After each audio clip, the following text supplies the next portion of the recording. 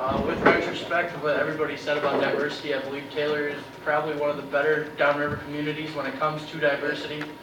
When it comes to drugs, like everybody's kind of mentioned, we all get touched somehow by it. You don't want to admit it, but somehow it's there. Like the gentleman next to me has said, I've lost a couple of buddies. They've lost a couple of buddies.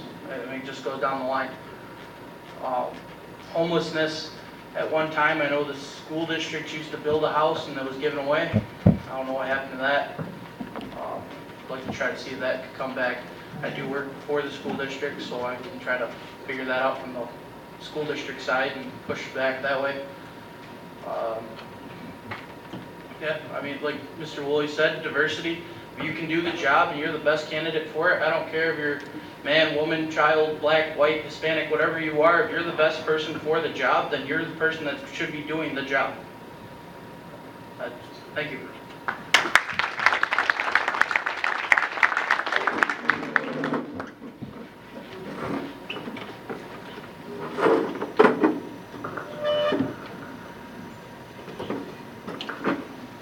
Well, I work for the state of Michigan. I started off at the women's prison in Ypsilanti. So talk about diversity, I've seen it. I'm now at a mental hospital in Westland, and there again. And we have that all in Taylor, and it's all good stuff. I don't have a problem with that. I have two nieces that are half Filipino, and their sons are Muslim and Filipino, and just the cutest things you ever want to see. It just amazes me. I was on a golf trip, quick story. In the election last year, and they're talking about Muslims and kicking them out, and they're all terrorists. I took a picture of my nephew and I showed it to the big mouth, saying it. Is he going to kill you? So everybody needs to grow up. Government can't solve everything. They can't do it. We're all touched by it. Early education is the key. Keeping our finances high, building that pot, keeping the values high, home ownership, that's the key. Thank you.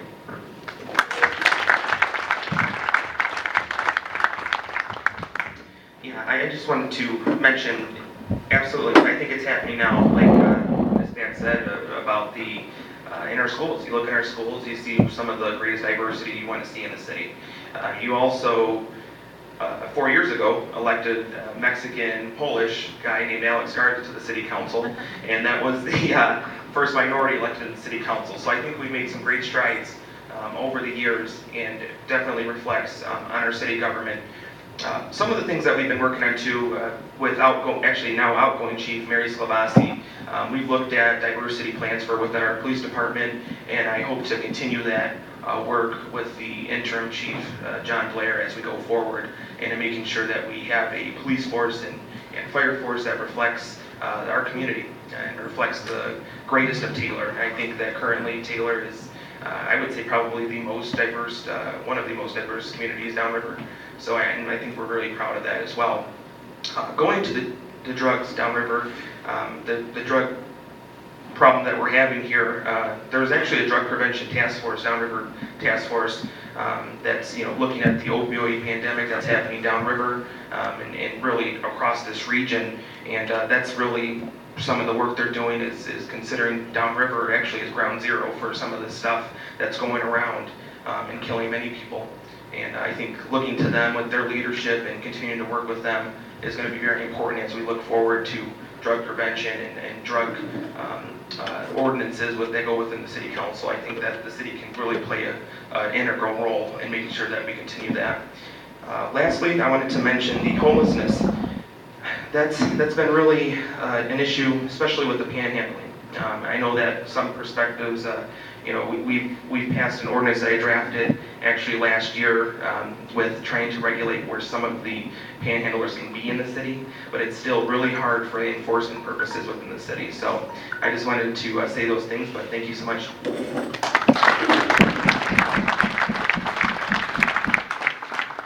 Diversity, we have diversity. Running for mayor 4 years ago, I made a point to go down to the south end, where of course most of you know that's where they live, down at the south end. They feel forgotten. They don't feel that the city really wants them here. And honestly, I didn't get a positive response. I don't hear me and another candidate went down there, and we didn't get much of a good response from them. We tried to encourage them, tried to tell them what activities there are here in the city, what they can do, but they just feel that, you know, they're down on the south end, and nobody wants them in the north end, or the middle of the city, or downtown, Goddard Road. Going out, door knocking, just, you know, at the start of this campaign as council, I met a few families that were in the house.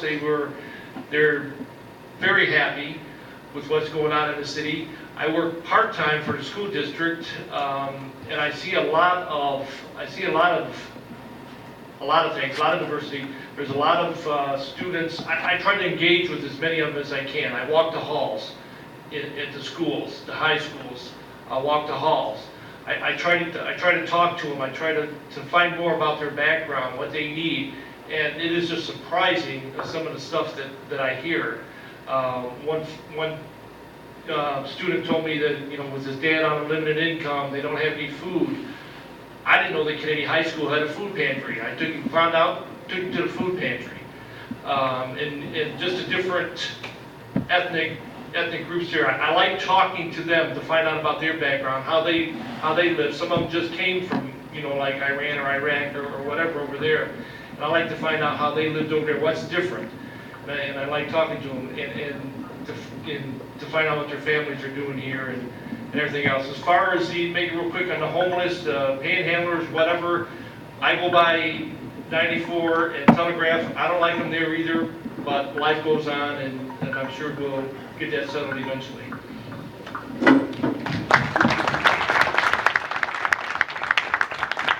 Yes, I don't know that a lot will change with drug use and the crisis that we have there until we change as a society our mindset on that whole crisis from one and going towards one of treatment instead of one of punishment. I think that needs to happen, but we do have the Taylor Substance Abuse Task Force here that go into the school. They do like a DARE type program, Carolyn. I don't know if you've heard of them. They operate out of the south end of the building there that it has a lot of other agencies there as well.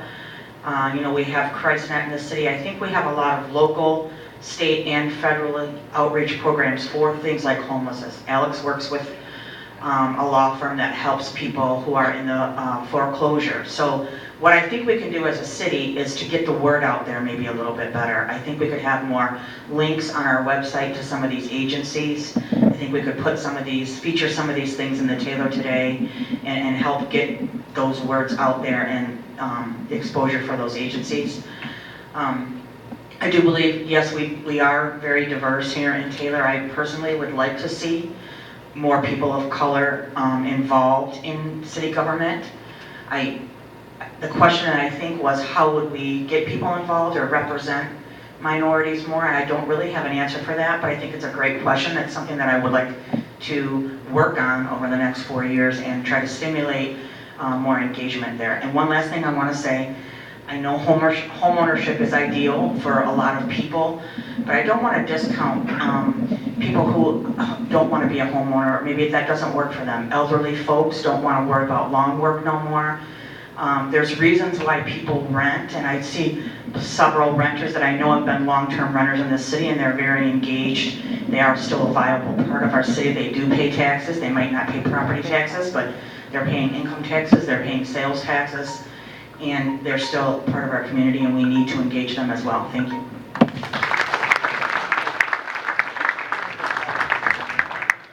Yeah, I think the issue of diversity, the way I took the question is sort of what Angela was saying. How do we create diversity in city leadership positions? And I think, you know, one of the things we do as council is we make appointments to the commissions, and I think by visiting all the neighborhoods, by reaching out to everyone in the community, getting them interested and getting them involved in what we do, and then encouraging them to possibly consider an appointment or even to just attend the meetings and see what it's all about and see if they have the time in their day to get involved. So I do think there's things that we can do as a city, and I think it's happening right now, and hopefully whomever is elected for the next 4 years will continue with that progress. As far as, some of the issues with homelessness, drug use, I agree with the issue of kind of being a voice for what's out there. I think every one of our council meetings, typically before we go into open business, there's some announcements that are made, and you typically hear council members that want to help support a program or help support something going on in the city, or to at least announce something that maybe a resident might want to take advantage of. But a variety of pantries, a variety of churches, and a variety of organizations that rely on donations to help do things that city government can't do. So I know everyone on council, and I gotta believe everybody sitting up here, if they're elected, will continue to be a voice for churches and organizations and nonprofits that can help people that are truly in need. We all see it, we've all been affected by it, of course some more than others, but as city leaders, I think we owe it to our residents to be a voice and open doors for them to find places that they can get the help that they truly need. Thank you.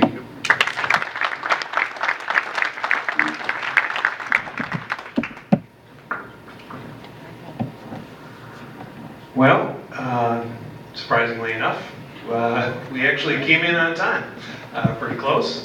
So I want to say, first of all, thank you to the Ladies Auxiliary for putting this on. This has been a fantastic forum.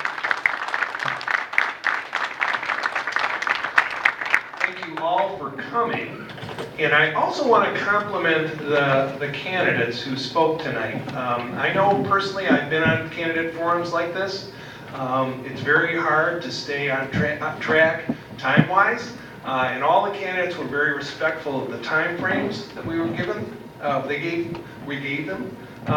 The other thing I want to compliment them on is the thoughtfulness of their responses, the respectfulness of their responses, and the civil way that this discourse took place. And unfortunately, that's not the way our political discourse has been recently, but tonight it was very much so. So again, I want to thank you all. Hopefully you'll all have an opportunity to stick around for a little while, because we're going to hang out, mingle a little bit for the next hour or so. So again, thank you all for coming. Take care.